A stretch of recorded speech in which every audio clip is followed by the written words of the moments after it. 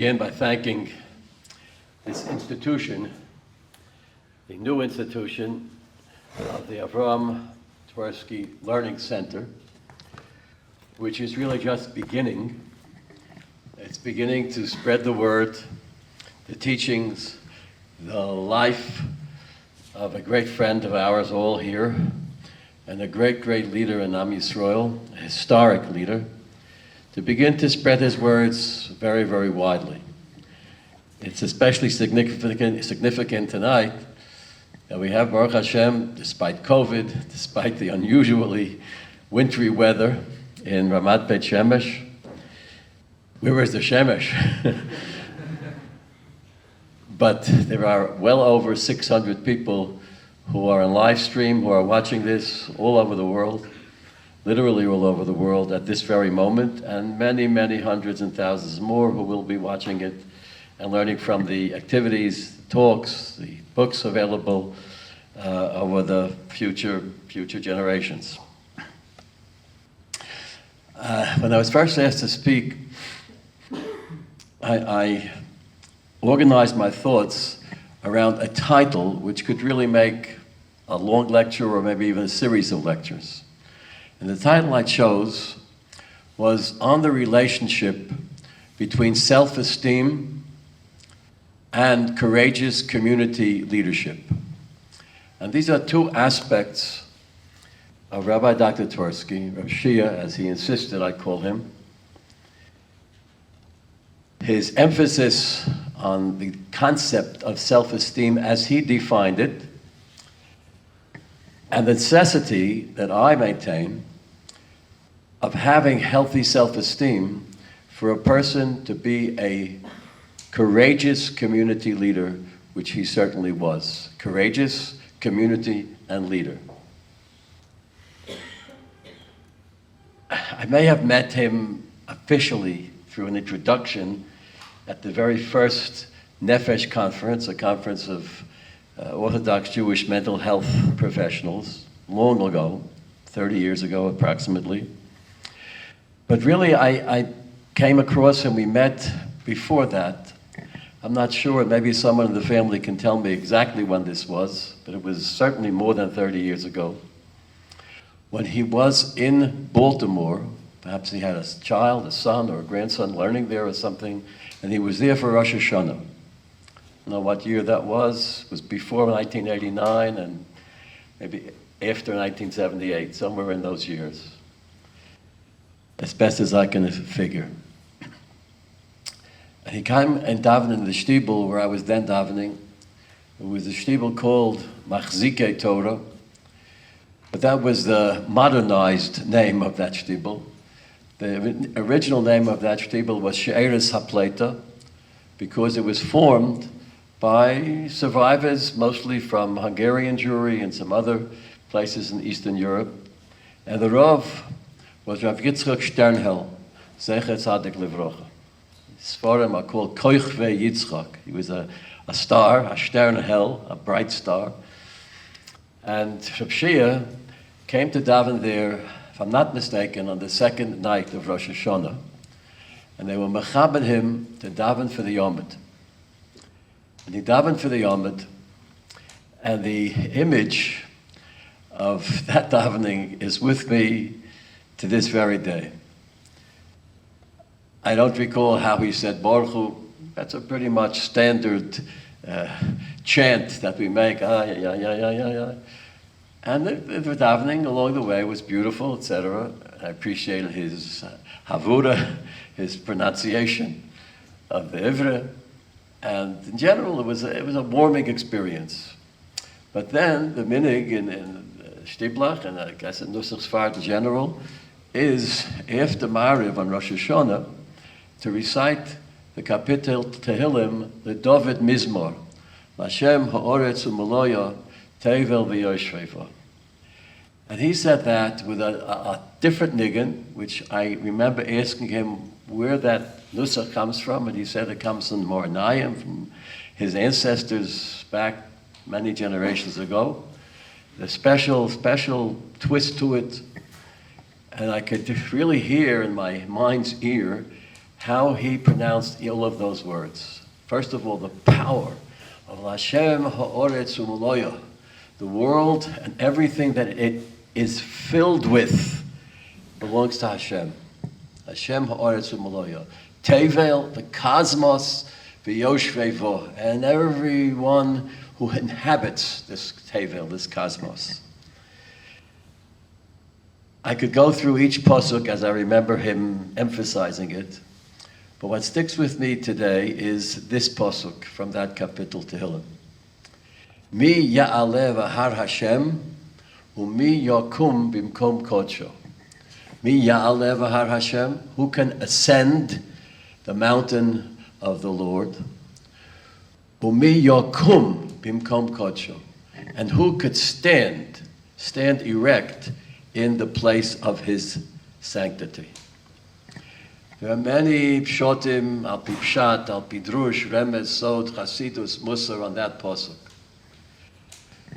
To me, in terms of the twin concepts that I'd like to focus on this evening, self-esteem and courageous community leadership, they can be encompassed in that pasuk.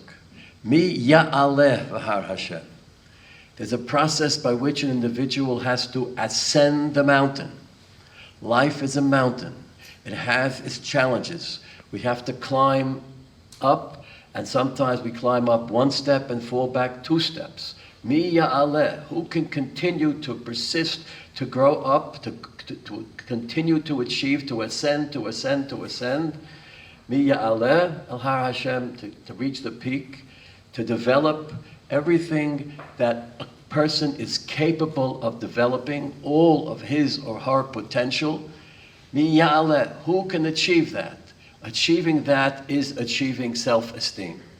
Self-esteem, as Shia and I discussed in one of our long ago, but still subsequent to that night on Rosh Hashanah many years ago, self-esteem is what the Rambam, in his Hakdomis to Mishnayos, especially to Mishnayos Chelek, calls Shleimus Ha'adam. Shleimus Ha'adam means all of us has potential, tremendous potential. We hardly ever live up to that potential, maybe partly. But Mi Ya'aleh means a constant pursuit of reaching that Shleimus. But there's more than that, because a person can reach that potential.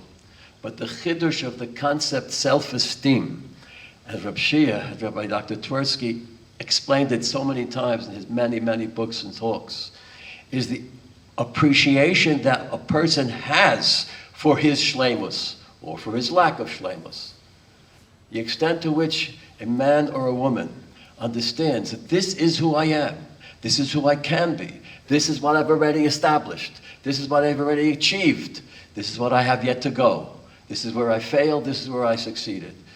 And self-esteem, appreciating that koach, that realized potential, knowing about it, being cognizant of it, that's self-esteem. And I submit that unless a person has that self-esteem, he or she cannot succeed in courageous community leadership. Cannot go from Mi Ya'aleh v'har Hashem, that's the first part, self-esteem, going up the mountain as far as you can go, and then Mi Yakum. Yakum means to stand erect, to stand bravely, to stand in the face of opposition, sometimes in the face of enmity. Mi Yakum, who will stand in his place? Those 2 traits, the self-esteem that's necessary, which Rav Shia had, and the yakum, the ability to stand against the tide, against denial, against opponents, to stand stock still, bravely, courageously. That's the second aspect of his teaching and of his essence. Mi ya'aleh, he was oleh, mi yakum, and he was kum, he stood. Then I have another image of him, which just does date back to that first encounter at probably the first conference of the organization called Nefesh. And that is, we met, we were introduced, etc., reintroduced. And at the first meal, I guess it was breakfast, I see he came into the dining room, and under his arm he had a long yellow legal pad. And he was sitting there, he ate some breakfast, all right, with first course, whatever it was, and he pulled out the pad, put it in front of him, and began writing on the yellow pad. And I saw that everywhere he went, except for Shabbos Kodesh, he was walking with that yellow pad and his pen or pencil, and occasionally leaving physically or mentally, leaving his environment and writing and writing and writing and writing, and then stop, put it away, and get back into the interaction or the meal or the, whatever was going on. That image is the second image of Rav Shia that sticks with me. Because what does it mean for a person like him to spend hours a day writing to himself on a yellow pad? To me, that is a symbol of self-esteem.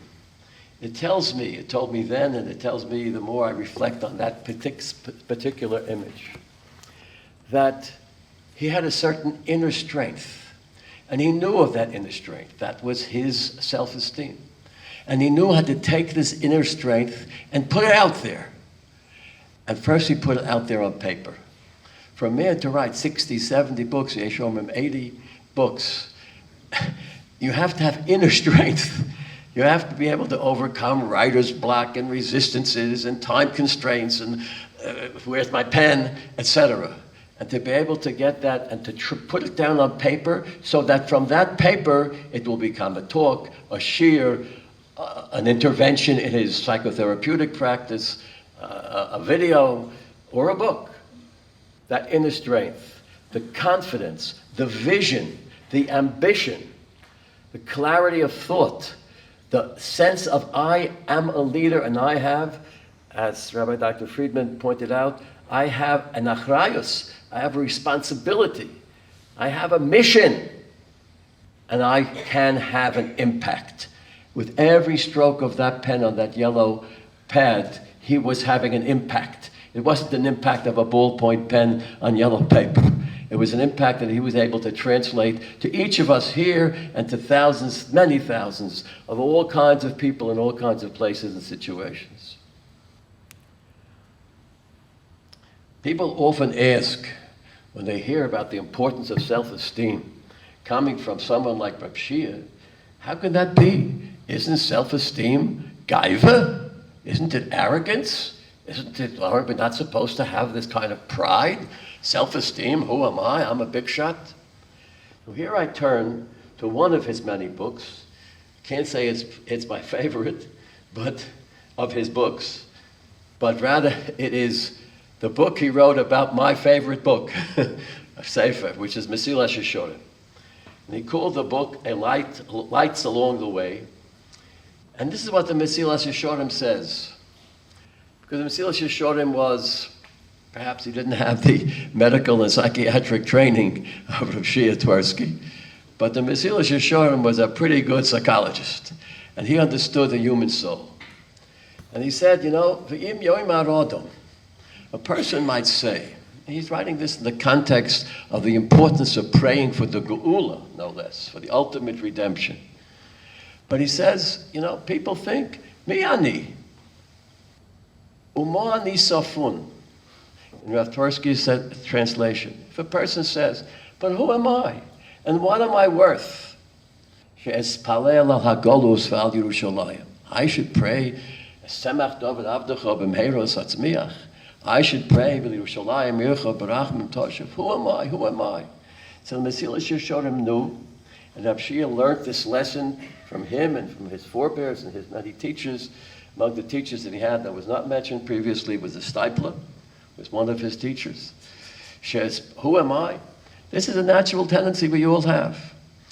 But the Alter Rebbe, in his Hakdoma to Sefer HaTanya, says, I want my students, my Talmidim, to go out and take the responsibility of taking my message to other people so that they don't have to come to me, because he was then flooded He, the Alter Rebbe, was then flooded with so many people who wanted to hear him, have yechidus with him. He says, go to your local Chabad Shliach, or your local Rav. And he adjures these local people, which means really every one of us here and every one of us listening to this talk and to the talks beautiful talks we've heard until now. And that is, don't have a shiflus shel sheker. Don't have false modesty. Know your self-esteem. Know who you are. Know your achrayus. Know your talents and express them. And this is what the Mesilas Yesharim advises too. If a person says to himself, who am I to pray for all these wonderful events? Geula, Yerushalayim, because of me. Hamipnei tefilasi, yichnisu hagolios, because of my little prayer, so that God's going to bring all the Jews back from all the golios from Arba Chanfos Oretz to Eretz Yisrael. V'sitzmach ha-Yeshua, because of me.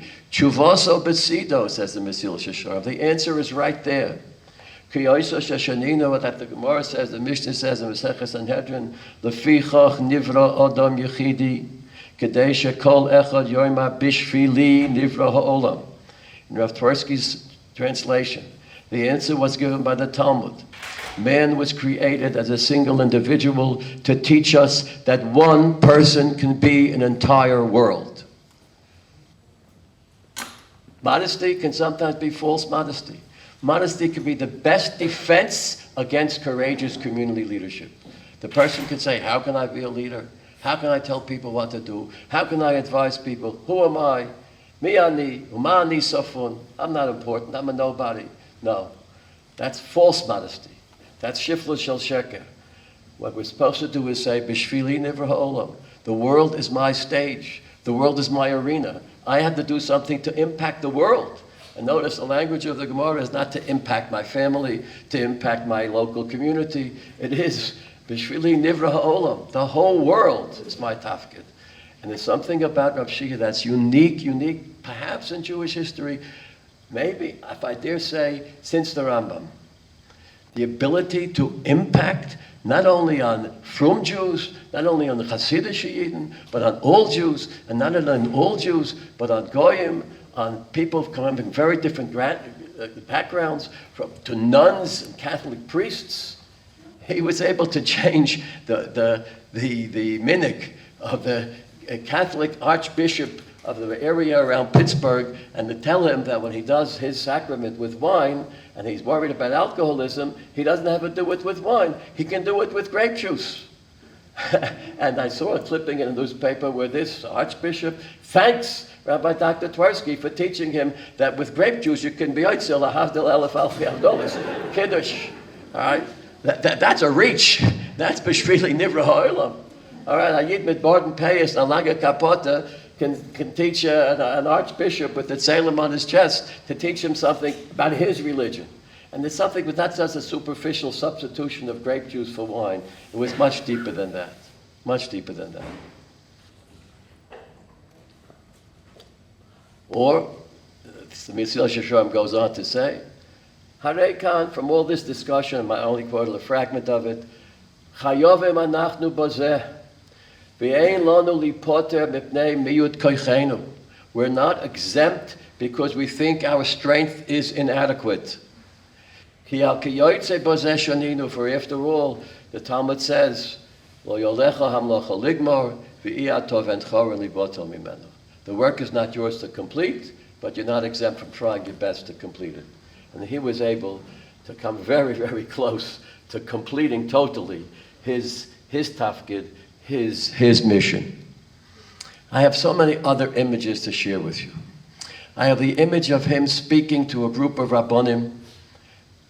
I don't want to give people labels, but Rabbanim from the Haredi community, and encouraging them to encourage the addicts in their midst to attend 12-step programs. And many of these 12-step programs were held in churches.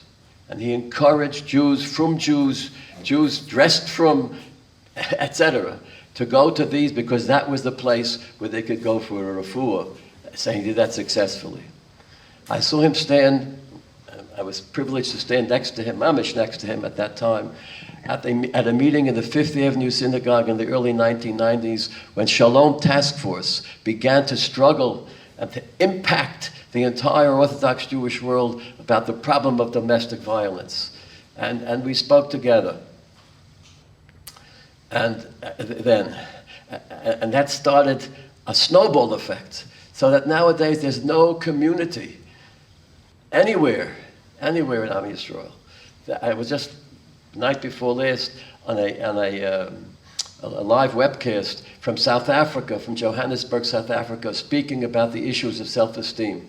And when I mentioned to Chief Rabbi Goldstein that the night after tomorrow night I'll be speaking at Rabbi Twersky's Yahrzeit, he said, you gotta mention Rabbi Twersky's there and then, because what we're doing in Johannesburg would never have happened in a million years if not for Rabbi Dr. Twersky and for his emphasis on the importance of shedding light upon the shame born in silence, the book that he wrote, the classic book that I hold in my hands. By the way, when one speaks on a Zoom, you get questions and answers. So when I spoke Monday night for this audience in Johannesburg and wherever else people were listening across the world, several people said they had great difficulty finding the book, A Shame Born in Silence. And believe me, it was written 25, 30 years ago, but it's still relevant to this very day.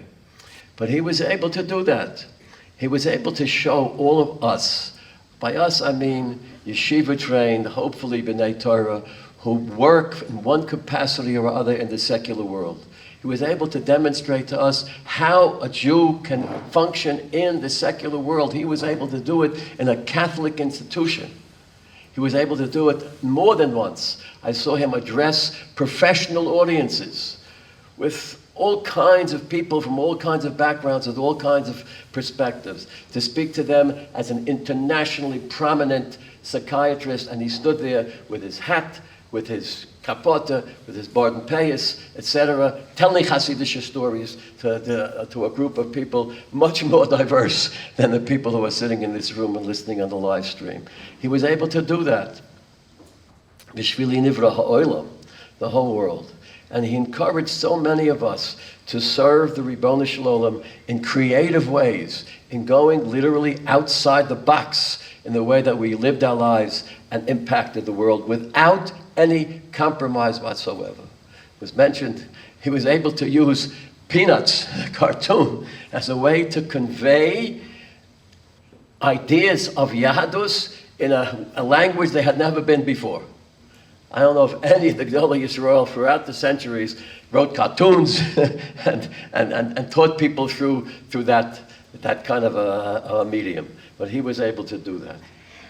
It's interesting to me. I picked up I thank the people who got me this book. It was Mort Bar's ability to find the book for me, and I flipped through it. There's so much in there. I'm not going to repeat it to this audience, but I was curious. I don't remember. At the end, he gives you a bibliography. So I was wondering, what's his bibliography going to be? It's going to be Mesilas Yesharim, maybe it's going to be Moranayim, maybe it's going to be another Hasidic Sefer, maybe it's Berditchever. No, he has 3 books on the bibliography. And one is by Ann Jones, When Love Goes Wrong, What to Do When You Can't Do Anything Right, Strategies for Women with Controlling Partners. Another book is by Judith McDermott. All right, these are nicht kein jüdische Namen. All right. And Jones, Judith McDermott, Children of Domestic Violence, Healing the Wounds, and then Ginny McCarthy, Getting Free, a Handbook for Women in Abusive Relationships. He was able to take Shame Born in Silence, which was written for the Orthodox community, and telling them, wake up to the shame that's born in silence and shine a light on the darkness. And then when he told them what to read, it was ingenious. He didn't tell them, go read a Musa Sefer, because he knew that would turn them off. A Musa Sefer, I know better than you. Whatever. A Hasidic Sefer. But once he quotes Jones and McDermott and McCarthy, that's a way of getting past a certain barrier that some people have, and he understood that barrier, and he put those 3 works and no other works in his recommended readings. They're practical, down to earth, and it's a way of getting around certain of the denial defenses that his audience had, that this audience has to this day. It's hard to find a copy of this book because a lot of stores to this day won't allow this book to be sold in their Sfarim stores. Amazing, amazing. I just want to conclude again with a quote from not to conclude again, but to quote again, a passage also in the Mesilas Yesharim. And this to me personally, sums up exactly who Rabbi Dr. Avram Yeshua Twersky Shia, Reb Shia, was and will remain in the memories of all of us. He says, "V'yomnam odi kosheni yesh b'chavonas hachasidus." The Mesilas Yesharim is summing up what is Chasidus. The Chasidus of the Mesilas Yesharim was not exactly the Chasidus that we call today Chasidus, but hopefully today's Chasidus is close to that. And that is V'hu Tovas Hador. A true Chosid is not only interested in the Chasidus, in the Tovas HaMishpacha Shalo, HaSaviva Shalo, HaAnshe Shlomo Shalo. No. He's interested in the Tovas Hador. What's to the benefit of the generation? Shehine Roi L'chol Chosid. Sheyiskaven b'ma'asov L'tovas Doro Kulo. A true Chosid is the person who directs his actions for the benefit of the entire generation. Not the left wing, not the right wing, not the centrist wing, not even just the Jewish wing, but his entire generation. L'tovas Doro. She'ein HaKadosh Baruch Hu chofetz b'yovdon harishoyim, elo mitzvah muteles al hachasidim lehishtadel lizakosom ulechaper aleihem. We have to look and see everybody out there, not as being a Rosha, but as having certain zechusim and certain potential. Ulalamed sanegoria al hador kulo, and to speak defensively on behalf of the entire generation. Not to say, well, we're okay, but look at those Jews. They're not so great. No. L'lamed sanegoria al hador kulo, without exception. Kulo. Ki ein HaKadosh Baruch Hu ohev ela lemi she'ohev es Yisrael. Because HaKadosh Baruch Hu, the Holy One, blessed be He, loves no one as much as He loves someone who loves the Jewish people. We could say, Dr. Avram Yeshua Twersky, Zeichet Tzadik Levrocha, HaKadosh Baruch Hu loves him. Ki ein HaKadosh Baruch Hu ohev ela lemi she'ohev es Yisrael. Yehi Zichro Baruch.